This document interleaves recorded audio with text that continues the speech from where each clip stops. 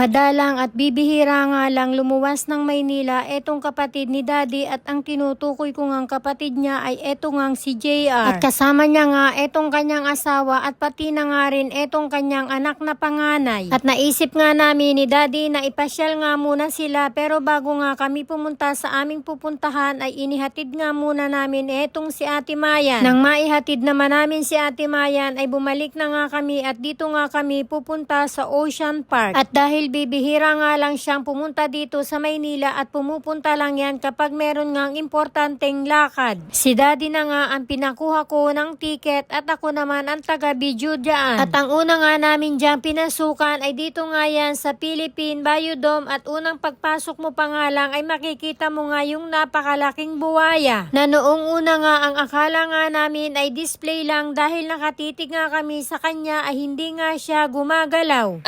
At hindi nga kami nakontento, kaya naman doon sa pinakailalim ay pumunta na nga kami para nga makita namin kung totoo nga ba yung nakikita naming buwaya. At isa rin ito sa libang na libang kami, at dito nga kami nagtagal ng sobra dahil tuwang-tuwa nga kami sa kanila at panay nga ang paglalangoy. At nakalimutan ko na nga lang kung ano yung pangalan niya, pero talaga namang nakakatuwa at talaga namang nagpapasikat nga ng maigi kapag meron ngang nakikitang tao. At noong una nga ang tawag nga dyan ni Daddy ay malaking daga.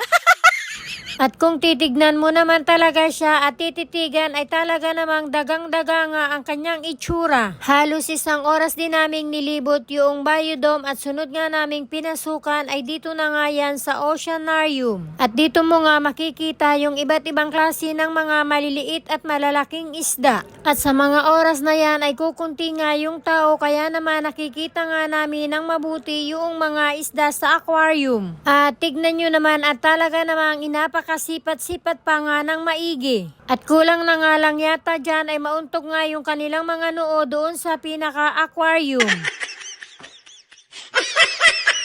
Tuwang-tuwa sila dahil napakatataba nga daw ng isda, at pinag-iisipan pa nga na parang ang sarap nga daw nitong iluto.